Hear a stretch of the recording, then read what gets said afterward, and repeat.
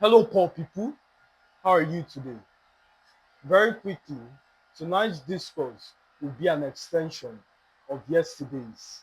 I'm going to explain to you the reason you keep getting the same result, irrespective of the change, irrespective of what kind of audit you decide to tweak. The outcome remains consistent. And you'll be learning very shortly the problem is not by changing things, it's not necessarily in action.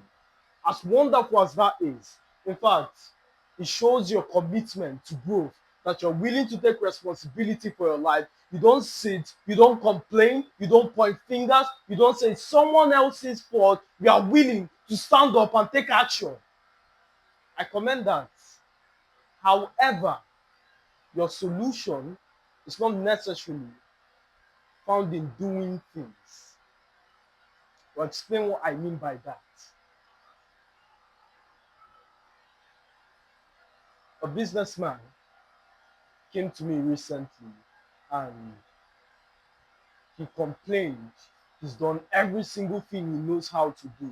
He's changed things, he's allocated different tasks, he's done every single thing there is to do, and yet the business isn't moving forward. I said to him, friend, I know you would love my input on this, but honestly speaking, you've done everything right. You've fired people, you've been ruthless when necessary, you've allocated specific tasks. But from what I'm seeing, why didn't you do XYZ? Well, something happened. No, nothing did happen. The only problem is you're trying to produce a different result from the same consciousness. For as long as you sustain the same consciousness, it would invariably compel you to self sabotage a new outcome, because the brain is designed specifically to protect you.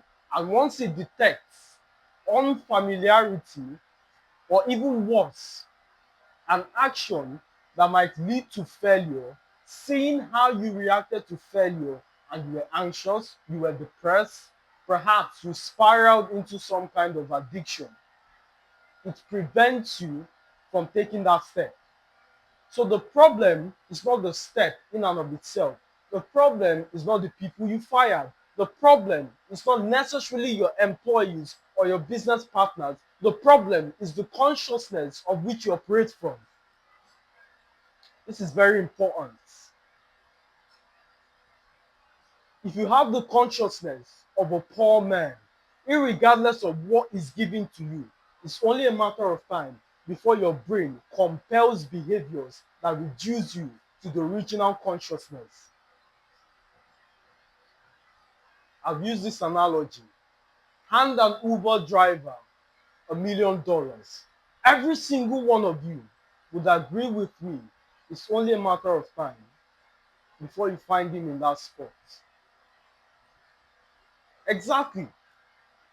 So the problem is not the $1 million, it's not the finances, it's not the absence of opportunity, but the level of your transformation.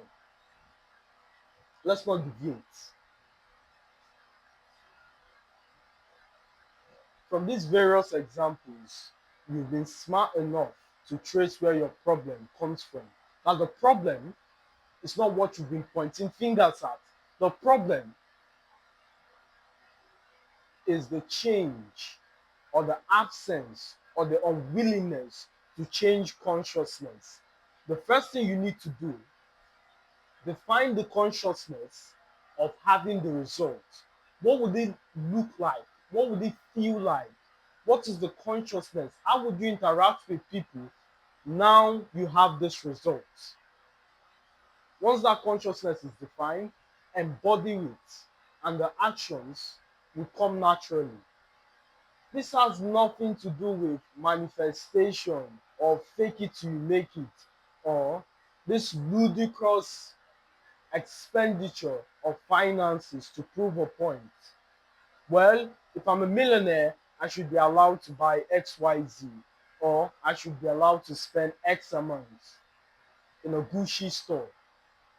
I'm not against luxury. In fact, I spend a lot, as you guys have seen, on my public profiles. But what I'm against is consuming income on your loss or using income to fund liabilities as opposed to assets. That's far from it. So the best way to change your life is to change your consciousness and you'll be fine. As always, my friends, it's a pleasure speaking to you. I'll see you in the next one.